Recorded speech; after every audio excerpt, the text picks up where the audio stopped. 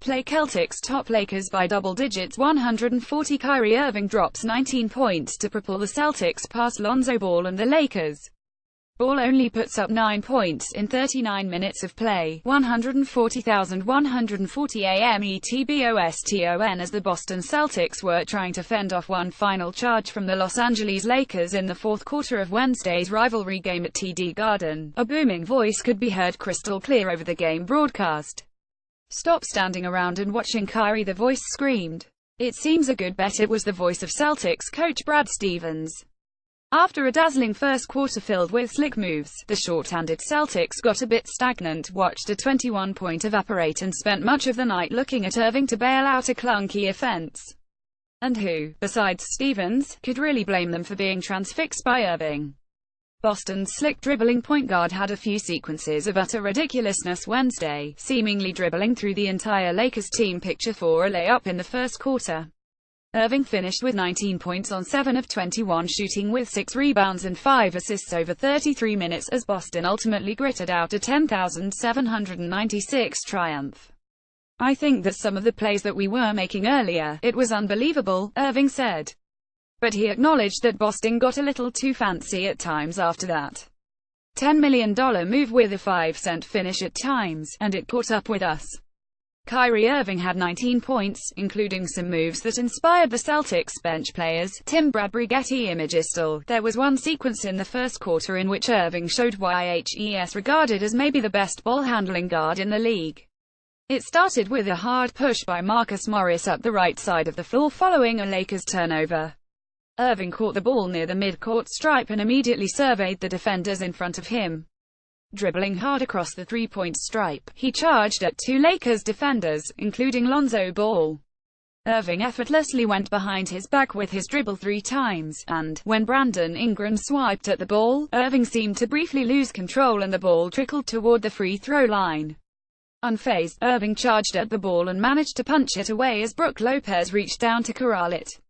Irving regained control above the three-point arc on the left side of the floor, and Ball rushed over to help Lopez with hopes of preventing another Irving drive attempt. Irving crossed over to his right hand, then went back quick to his left as Lopez stumbled into Ball. Irving took one hard dribble to his left, then Euro-stepped past Kentavious Caldwell-Pope, before finishing a left-hand layup off the glass. Boston's bench lost its collective mind watching Irving turn what seemed like a surefire turnover into a layup. "The way he has the ball on a string is it's unbelievable," said backup point guard Shane Larkin, one of the most excited players on Boston's bench after the sequence. "It's the best I've ever seen. It looks like he's losing it, but he knows exactly what he's doing.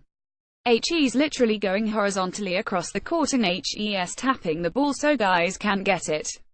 Then when he finally has that opening, he gets back in control, and he makes another over and another move and he's at the basket laying it up.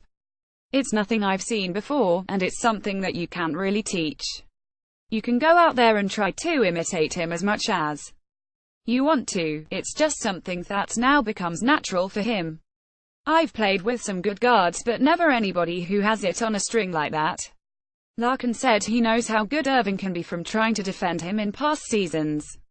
He has ultimately decided that he'll never bite on one of Irving's moves, but admits it's just as easy for Irving to blow right past our defender.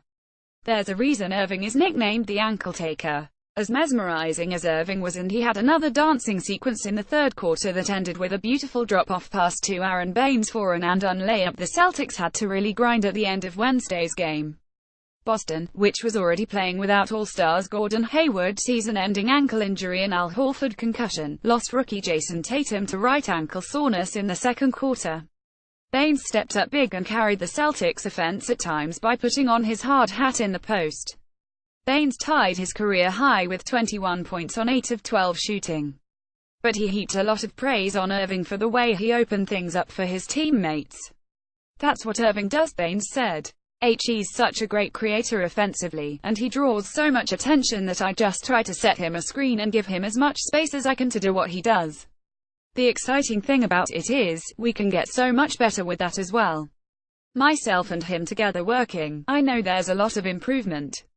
He just draws so much attention from the defense that he gets us so wide open and makes our job that much easier." The Celtics, winners of 10 straight, must now battle through these injuries in hopes of keeping their momentum going. "We're just trying to do our best to stay healthy, man. That's it," Irving said.